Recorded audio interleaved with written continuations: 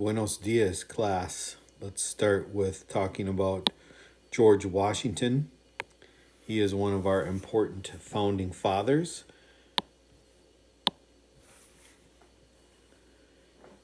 He was commander of the Continental Army, so he was the general that led that army for 8 years. And in the course of fighting with Great Britain in the American Revolution, he managed to keep his army together and defeat British forces long enough for Great Britain to get tired of the war and seek peace. After that, he became our first president. And as amazing as beating Britain in war was, he was probably a better president. We can call him a great first president. Partly because as the first, he set a lot of examples. So many firsts. He got the government up and running. They created 4 departments: Treasury, State, the Attorney General's office, and the War Department. One of the very most important things that he set an example for as president was giving up power. So after he had served 2 terms, he decided he had been president long enough, and so he retired to go home to Mount Vernon, and all subsequent presidents followed that example, except for Franklin Roosevelt. And then in the 1950s, we passed the constitutional amendment that limited the president to 2 terms of office. Probably a great contradiction that he had as president was that he allowed slavery to continue. In his heart, he knew that slavery was a bad thing, but he did very little to stop it. All right, next up we have Alexander Hamilton. So this is a picture of Alexander Hamilton. He was actually not an American-born citizen, but he came to the United States as a young person.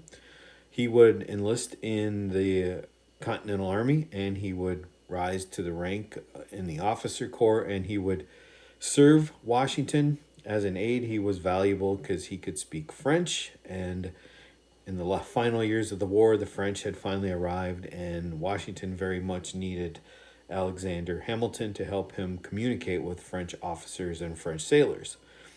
When the new government was formed, he followed his great leader into office, and one of the things that Hamilton wanted was a strong central government. So he wanted the federal government to be more powerful than the states. He ran the Treasury Department, and the Treasury Department is concerned with money and finance.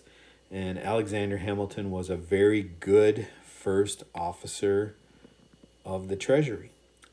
He was concerned about lowering the big debt from the war, and he also had a vision for the future, and that vision for the future saw the United States as being a powerful manufacturing country.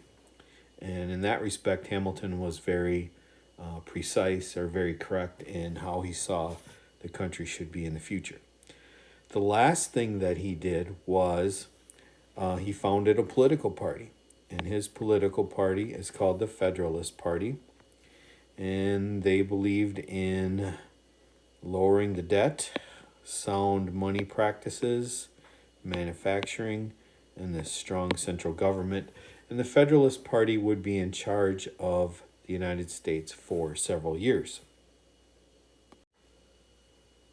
Okay, this is the last of our big 3 founding fathers that we're talking about today.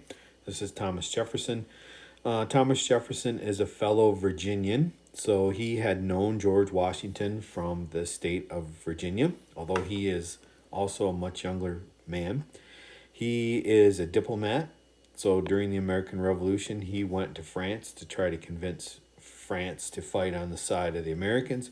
He was a noted scientist. Among other things, he was also a very good writer. Jefferson is the writer of the Declaration of Independence. So that's one of his claims to permanent fame, is being the writer of that document. When Washington was elected president, Jefferson also signed on to his government, and he ran the State Department. So the State Department is concerned with our relations with foreign countries. So, along with the other men, he was a key advisor to the president. As time wore on in the Washington administration, Jefferson would become more and more unhappy, and he would be the first cabinet member to leave Washington's government.